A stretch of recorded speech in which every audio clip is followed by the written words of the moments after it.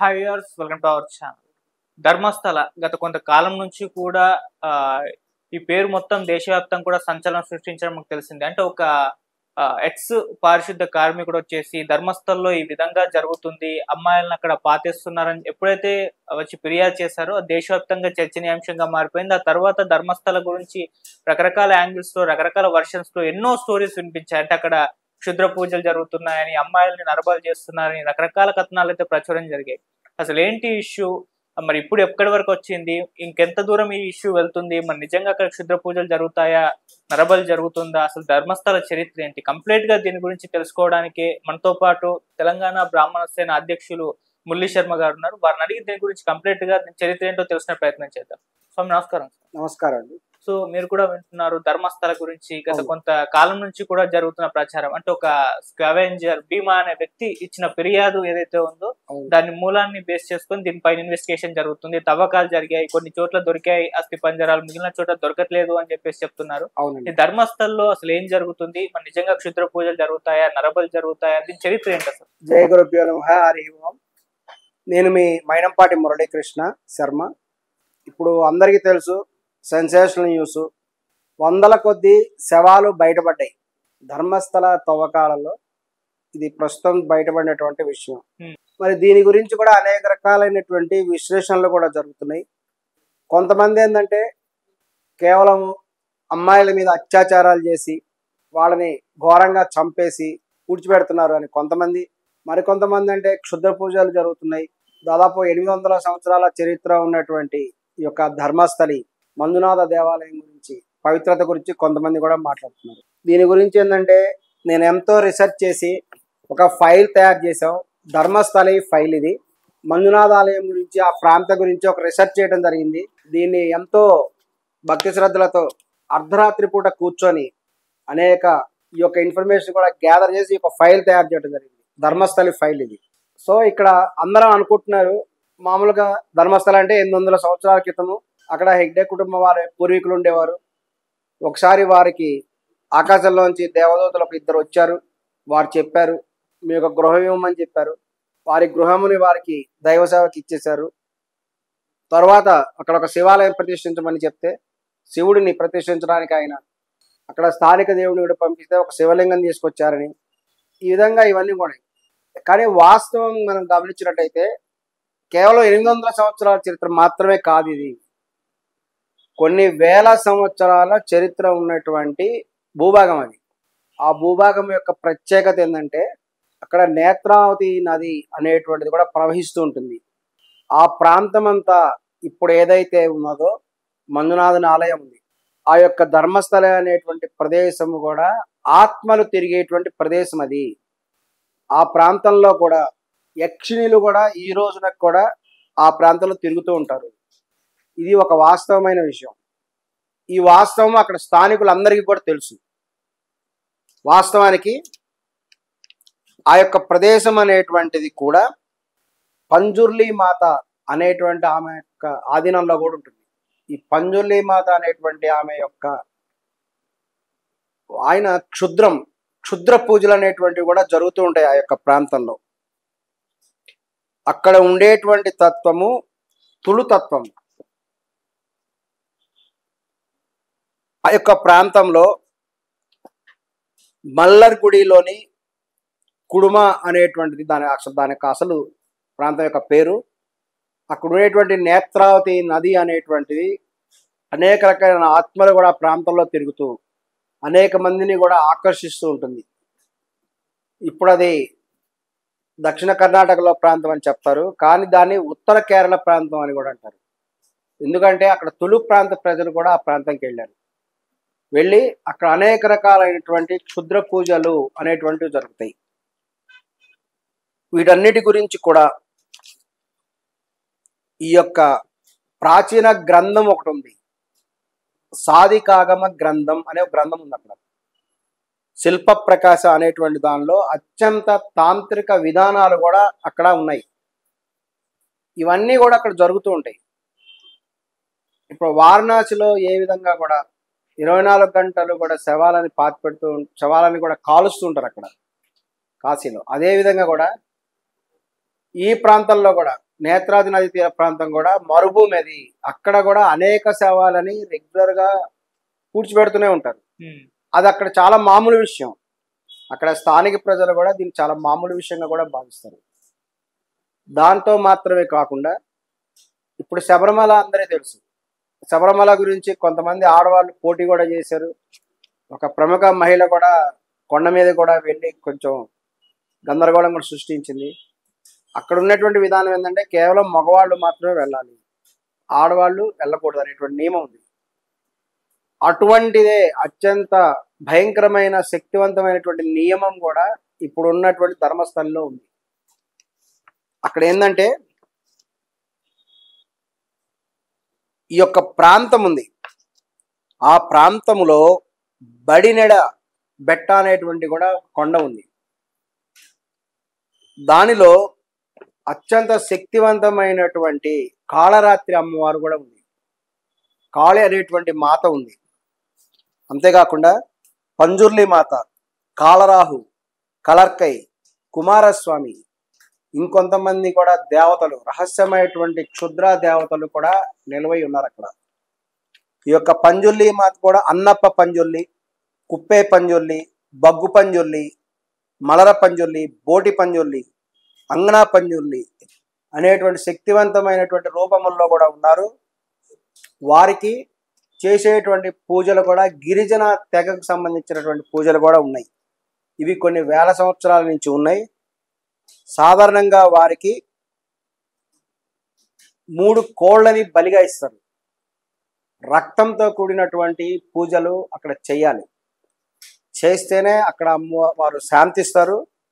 లేకపోతే అత్యంత ప్రమాదకరమైనటువంటి విషయం కూడా జరుగుతుంది. రాత్రిపూట ఈ కాళర్కై అనేటువంటి మాత కూడా రాత్రిపూట సంచరిస్తూ ఉంటుంది. ఈ యొక్క అర్ధరాత్రి దాటిన తర్వాత ఆ ప్రాంతాన్ని పరిపాలించేటువంటి దేవత కూడా ఉన్నది, ఇప్పటికీ కూడా ఉంది. అంతేకాకుండా ఆ ప్రాంతంలో కూడా అనేక మంది కేరళకు సంబంధించిన వాళ్ళు కూడా క్షుద్ర పూజలు చేస్తారు. కేరళ తాంత్రికులు ఎవరైతే ఉన్నారో వీళ్ళందరూ వచ్చి క్షుద్ర పూజలు చేస్తారు. వీటన్నిటికీ కూడా వామాచారంలో ఉన్నటువంటి కొన్ని పూజల వల్ల ఈ యొక్క ఆడవారి మీద ఈ విధమైనటువంటి కొన్ని వీరేందంటారంటే మైథునం అంటారు వాళ్ళు. వీళ్ళ భాషలో అత్యాచారం ఇటువంటివి అంటారు, కాదు వాళ్ళ భాషలో మైథునం అనే పదం వాడతారు. ఇంకా నగ్న కన్యలతో కూడా పూజ చేస్తారు. ఇంకా కూడా శవం మీద కూర్చొని చేసేటువంటి పూజలు ఉంటాయి. ఇవన్నీ అత్యంత శక్తివంతమైన పూజలు ఉంటాయి. ఇవి ఎందుకు చేస్తారు? వీటి వల్ల వాళ్ళకి ఏంటి ప్రయోజనం అంటే అత్యంత అతీంద్రియమైనటువంటి శక్తులు వాళ్ళకు వస్తాయి. అతీంద్రియమైన శక్తులు వస్తాయి. అంతేకాకుండా విపరీతమైనటువంటి నిధులు వస్తాయి. ఈ పూజలన్నీ ఎవరు చేస్తారంటే కొంతమంది స్థానిక రాజకీయ నాయకులు కూడా చేసేటువంటి అవకాశం కూడా ఉంది అక్కడ. కొంతమంది పెద్ద పెద్ద రాజకీయ నాయకులు, పెద్ద పెద్ద సినిమా స్టార్స్, హీరోస్ వీళ్ళందరూ ఏంటంటే ఈ యొక్క పూజలు చేయటం ద్వారానే వాళ్ళు స్టార్ హీరోలుగా ఎదుగుతారు. సో వాళ్ళ తప్పనిసరిగా ఈ ప్రాంతంలో జరిగే పూజలు అన్నిటికీ అక్కడ రాజకీయ నాయకులకైతేనేమి ఇంకా ప్రముఖ హీరోయిన్లకి కూడా ఈ విధమైనటువంటి సంబంధం ఉంది అక్కడ. ఇవన్నీ కూడా జరుగుతున్నాయి. ఈ యొక్క పూజల విషయం అని కూడా అన్నిటికీ తెలుసు. అందరూ కూడా రాత్రి కూడా ఎటువంటి పరిస్థితుల్లో అక్కడ తిరగకూడదు. కానీ అక్కడికి వెళ్ళి అదృశ్యమయ్యారని చెప్తే ఈ యొక్క పంజుర్లి మాత లేకపోతే కొన్ని రకాలైనటువంటి దేవతలు ఉన్నారు, వారికి బలి చేయడానికి కూడా కొంతమంది మహిళలను కూడా తీసుకోకపోవడం జరుగుతుంది. ఇవన్నీ జాగ్రత్తగా గమనించాల్సిన విషయాలు. అందరూ ఏమనుకుంటారంటే మంజునాథుడి దర్శనం కోసం వెళ్తున్నాం, కేవలము అక్కడికి పోయి ఆ యొక్క శివుడిని కూడా దండం పెట్టుకొని మంజునాథుడు అక్కడ చక్కగా వాళ్ళు ప్రసాదం ఇస్తారు, అన్నప్రసాదం స్వీకరించి వస్తాం అనుకుంటున్నారు. కానీ అక్కడ గమనించాల్సిన విషయం ఏంటంటే బయటకు జరుగుతున్నది వేరు, లోపల ఉన్నటువంటిది వేరు. ఈ విషయం గమనించాల్సిన ముఖ్యమైన విషయం. ఎందుకంటే మీకు అందరికి కూడా తెలిసే ఉంటుంది, దశావతారం అనే సినిమా చూస్తుంటారు. మీకు అందులో మొదటి సన్నివేశంలో క్లియర్గా కనిపిస్తుంది. ఒకప్పుడు మన దేశంలో వైష్ణవులకి శైవులకి తీవ్రమైన విభేదాలు ఉండేవి. వైష్ణవ ఆచారం వేరు, శైవ ఆచారం వేరు. ఇప్పుడు ఈ రోజున హిందూ ముస్లిమ్స్ ఎలా వీళ్ళిద్దరి మధ్య గొడవ ఉంది అని అంటున్నారో, వేరు మతాలు అనేటువంటి అభిప్రాయ భేదాలు ఉన్నాయో, ఒకప్పుడు హిందూ అనే మతం లేదు. ఈ యొక్క ఇవే ఉండేవి, వైష్ణవులు, శైవులు, శక్తేయులు ఇలా వేరు రకాలుగా ఉండేవాళ్ళు. ఇందులో వైష్ణవులకి శైవులకి మధ్య పడేది కాదు. వారిద్దరి మధ్య యుద్ధాలు జరిగేవి. కొంతమంది విగ్రహాలను తీసుకొని నీళ్ళలో వేయటం, ఆ సినిమాలో పడుకున్న విష్ణుమూర్తి అవతారం తీసుకొని సముద్రంలో వేస్తారు. ఇటువంటివన్నీ కూడా జరిగినాయి. మరి అంత తీవ్రమైన విభేదాలు ఉన్నటువంటి రోజులలో ఇప్పుడున్నటువంటి హెగ్డే గారు వాళ్ళ కుటుంబీకులు చెప్తున్నట్టుగా శివాలయం అనేటువంటిది వాళ్ళు అక్కడ స్థాపించారు. మంజునాథుడు పరమేశ్వరుడు అవతారం. మరి అటువంటి అక్కడ పూజారులుగా వైష్ణవులు ఎందుకున్నారు? అది మనం గమనించాల్సిన విషయం.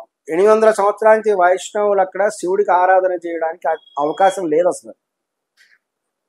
ఇప్పుడు శైవులు వైష్ణవులు జరుగుతుంది, కానీ పూర్వకాలంలో ఎటువంటి పరిస్థితుల్లో ఇప్పుడైనా సరే శైవ ఆరాధన వేరే ఉంటుంది విధానం. వెంకటేశ్వర స్వామికి పూజ చేసే విధానం వేరే ఉంటుంది. నిలువు బొట్టు, అడ్డుబొట్టు అంటే మీకు ఈజీగా అర్థమవుతుంది. అడ్డబొట్టు అంటే పరమేశ్వరుడు, నిలువు బొట్టు అంటే వెంకటేశ్వర స్వామి, వైష్ణవులు. వాళ్ళ పూజా విధానంలో ఖచ్చితమైన డిఫరెన్స్ ఉంటుంది, విధానంలో మార్పు ఉంటుంది. మరి అటువంటిప్పుడు 800 సంవత్సరాల క్రితం నుంచి వాళ్ళు కూడా ఉడిపి నుంచి వచ్చినటువంటి వాళ్ళు, మద్దులు అనేటువంటి వాళ్ళు ఈ రోజునకి ఉన్నారు అని అనటం కూడా ఇది చాలా మందికి కూడా ఇది సందేహం కలుగుతుంది. వెంటనే కూడా ధర్మస్థలి అధికారులు ఎవరైతే ఉన్నారో వాళ్ళు స్పష్టంగా కూడా ప్రకటన చేయాలి అక్కడ ఏ విధమైన పూజా విధానం జరుగుతున్నది. చాలా మంది అనుకోవడం ఏంటంటే రహస్యంగా అక్కడ ఉండేటువంటి ఈ యొక్క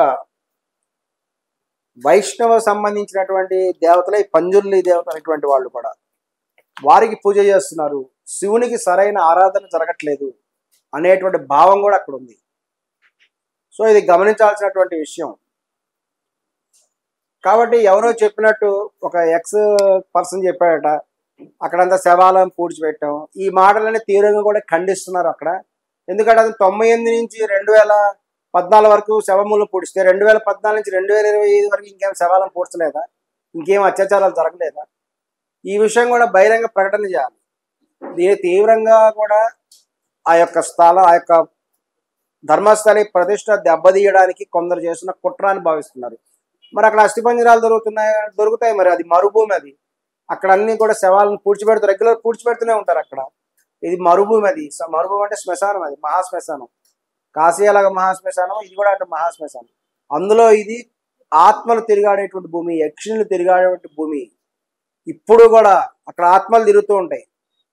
అక్కడ చేసేటువంటి విధానం కూడా భూతకోల అనేటువంటి విధానం అమల్లో ఉంది ఇప్పుడు కూడా. పిలికిండి అనేటువంటి అమ్మవారు, రహస్యమైనటువంటి అమ్మవారు అక్కడ కొలువై ఉన్నారు. ఇన్ని రకాలైనటువంటి విధానాలు అక్కడ ఉన్నప్పుడు భూత ప్రాంతంలో పూజించబడే అత్యంత శక్తివంతమైనటువంటి ఆత్మలతో ఈ యొక్క అన్నప్ప పంజర్లి అనేటువంటి ఆమె, తులుతెయ్యం అనేటువంటిది ఒక పంజుర్లి, వీరు టోటెమిస్టిక్ అనేటువంటి మూలం కలిగినటువంటి ఆత్మ, ఇవన్నీ కూడా అక్కడ ఉన్నాయి. అంతేకాకుండా రాత్రిని పాలించేటువంటి దేవత, క్షుద్ర దేవతలు కూడా కొంతమంది కొలువై ఉన్నారు.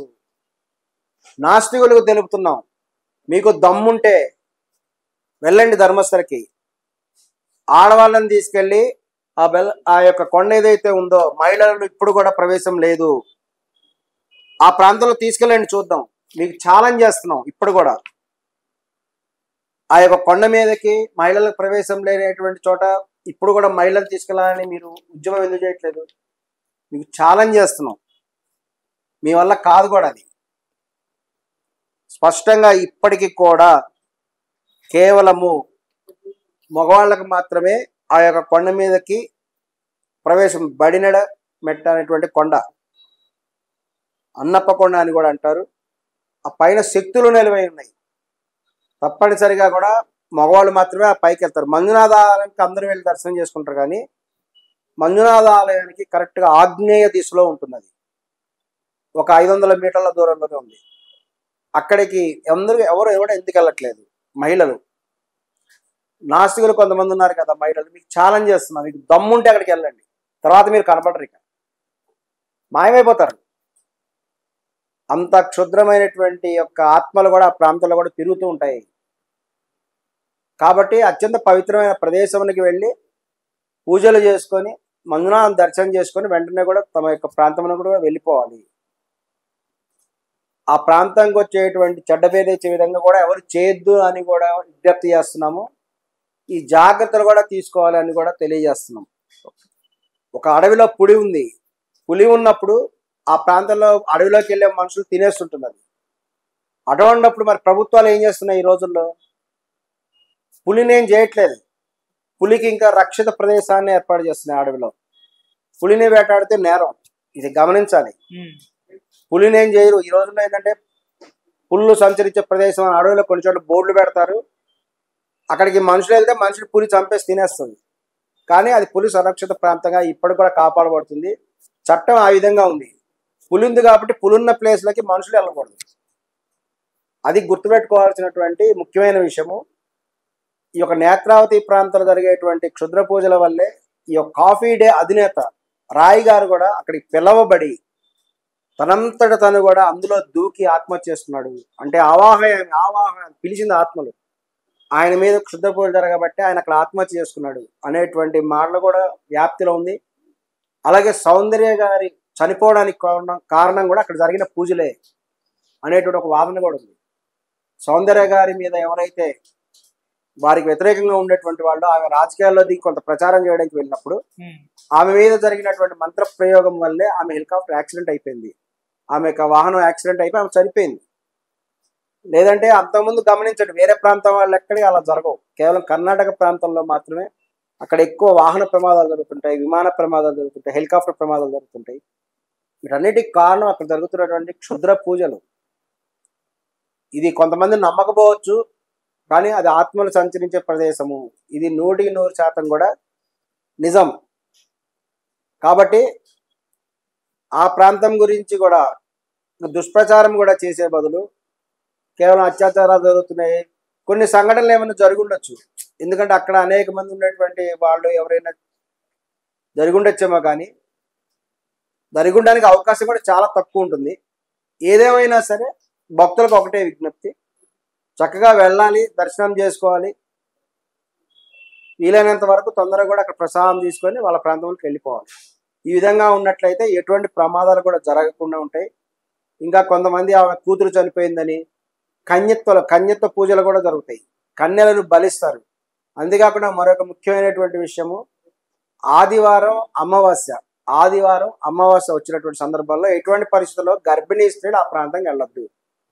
అలాగే ఉపనయనం జరిగినటువంటి బ్రహ్మచారులు కూడా ఎటువంటి పరిస్థితులలో ఆ ప్రాంతంకి వెళ్ళడం మంచిది కాదు. అలాగే కాశీకి వెళ్ళడం కూడా మంచిది కాదు.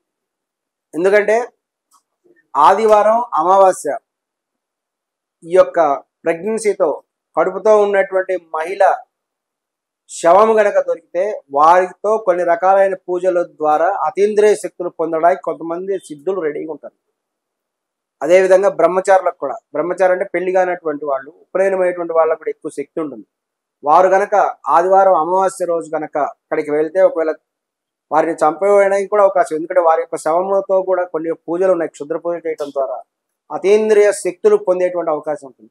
దీని గురించి కొన్ని వందల మంది సాధకులు, మాంత్రికులు కూడా సంచరిస్తూ ఉంటారు. ఇది వాస్తవము. కాబట్టి ఇటువంటి జాగ్రత్తలు కూడా తీసుకోవాలి. అందుకే పెద్దవాళ్ళు చెప్తారు అమావాస్య రోజు ప్రయాణం చేయొద్దని. పెద్దవాళ్ళు చెప్పింది 100% నిజం. ఎందుకంటే ఒక అమావాస్య రోజు, అందులో ఆదివారం అమావాస్య, ఇటువంటి వాళ్ళకి మీద క్షుద్ర ప్రయోగాలు జరుగుతాయి. ఇవి చేయటం వల్ల వాళ్ళు ఎందుకు చేస్తారంటే అతీంద్రియ శక్తులు వస్తాయి, అతీంద్రియ సిద్ధులు వస్తాయి. మన ఆంధ్రప్రదేశ్లో కూడా, తెలంగాణలో కూడా కొంతమంది ఉన్నారు. ఈ యొక్క క్షుద్ర పూజలు ఏంటంటే మామూలు వ్యక్తులు చేసుకోరు ఇవన్నీ. ఒక సినిమా హీరోయిన్స్, ఒక ప్రముఖ సినిమా హీరోయిన్ కూడా ఈ యొక్క నగ్న పూజలు చేసింది. ఆ తర్వాతే ఆమె పెద్ద స్టార్ హీరోయిన్గా ఎదిగింది అంటారు. అలాగే కొంతమంది రాజకీయ నాయకులు ఎలక్షన్లో గెలవడానికి, అలాగే పెద్ద పెద్ద పారిశ్రామికవేత్తలు, వీళ్ళందరూ కూడా ఇటువంటి క్షుద్ర పూజలు చేస్తారు. చేయబట్టే వాళ్ళు ఉన్నత స్థానంలో వెళ్తే ఇవన్నీ ఖర్చుతో కూడినటువంటి వ్యవహారాలు కూడా. కాబట్టి సామాన్యమైనటువంటి భక్తులు ఏంటంటే వీలైనటువంటి జాగ్రత్తలు కూడా తీసుకుంటూ అమావాస్య రోజు ప్రయాణాలు చేయొద్దు. ఎటువంటి పరిస్థితులలో అమావాస్య రోజు ప్రయత్నాలు మానుకోండి. ఇతర రోజుల్లో వెళ్ళండి, దర్శనం చేసుకొని వెంటనే కూడా వచ్చే విధంగా ఉండాలి. ఆలయ ప్రాంతంలో పవిత్రంగా ఉండాలి. ఒంటరిగా ప్రయాణం చేయరాదు. నేత్రావతి నదీ తీరం అనేటువంటిది ఒక పిక్నిక్ స్పాట్గా చూడడానికి ఎటువంటి పరిస్థితుల్లో వెళ్ళొద్దు. ధర్మస్థలి ఈ మధ్య అదొకటి ఎక్కువైపోయింది. టూరిజం స్పాట్స్ అంటున్నారు. దేవాలయాలు అనేవి టూరిజం స్పాట్లు కాదు, అవి పవిత్రమైన ప్రదేశాలు. వేరే ఉద్దేశాలతో ఎటువంటి పరిస్థితులలో వెళ్ళకండి. ధర్మస్థలకి వేరే ఉద్దేశంతో వెళ్ళొద్దు. నేత్రావతి నది అంటే పిక్నిక్ స్పాట్ లాగా వెళ్ళొద్దు. ఎందుకంటే అక్కడ ఆత్మలు ఉంటాయి. ఆ చెయ్యి వచ్చి మీ కాలు పట్టుకొని నీళ్ళలోకి లాగి తీసుకెళ్ళిపోతుంది. అత్యంత భయంకరమైనటువంటి ఉంటాయి ఆ ప్రాంతంలో. దయచేసి మీరు ఒక పవిత్రమైన ఉద్దేశంతో వెళ్ళండి, పవిత్రంగా పూజ చేసుకోండి, పవిత్రంగా మీరు మీ ప్రాంతంకి వెళ్ళండి. మంజునాథుడు మీ కోరికలన్నీ కూడా తీరుస్తాడు. అనేక పుణ్యక్షేత్రాల్లో కూడా ఇదే వర్తిస్తుంది. దయచేసి కూడా ఆ మధ్య ఒక ప్రముఖ యాంకర్ కూడా అరుణాచలం వెళ్ళిపోయింది. అరుణాచలము తను బాయ్ ఫ్రెండ్తో వెళ్ళింది. ఒక భర్తకు విడాకులు ఇచ్చింది, ఇంకొక భర్తకు విడాకులు ఇచ్చింది, మూడవ అతను పెళ్లి కాలేదు, సహజీవనం చేస్తున్నారు. అరుణాచలం వెళ్ళింది, వెళ్ళొచ్చిన తర్వాత ఆమె సూసైడ్ చేసుకుని చచ్చిపోయింది. గమనించాల్సిన ముఖ్యమైన విషయాలు ఇవన్నీ. దయచేసి చెడుద్దాలు వాళ్ళు అంటారు ఆమె అరుణాచలంకి శివుడి కోసం వెళ్ళలేదంట. మరి దేనికోసం వెళ్ళింది? హనీమూన్ చేసుకోవడానికి ఎవరైనా అరుణాచలం వెళ్తారా? ఒక భర్త వదిలేసి ఒక స్త్రీ, యవ్వనంలో ఉండేటువంటి స్త్రీ ఒక బాయ్ ఫ్రెండ్ని నేర్చుకొని అరుణాచలంకి పిక్నిక్ వెళ్ళిందా? దైవదర్శనం కాకుండా ఏ ఉద్దేశంతో వెళ్ళింది? అక్కడ ఒకటే గుర్తుపెట్టుకోవాలి, ఎటువంటి చెడుద్దేశాలతో పవిత్ర ప్రదేశాలకు వెళ్తే తదుపరి పరిణామాలకి మీరే బాధ్యులు, ప్రాణం పోయే అవకాశం కూడా ఉంది. ఇది గమనించాల్సిన విషయం. కాబట్టి భక్తి శ్రద్ధలతో మాత్రమే మీరు వెళ్ళండి, స్వామివారి దర్శనం చేసుకోండి, అమ్మవారి దర్శనం చేసుకోండి, చక్కగా కూడా తమ ప్రాంతం తిరిగి రండి అని కూడా విజ్ఞప్తి చేస్తుంది.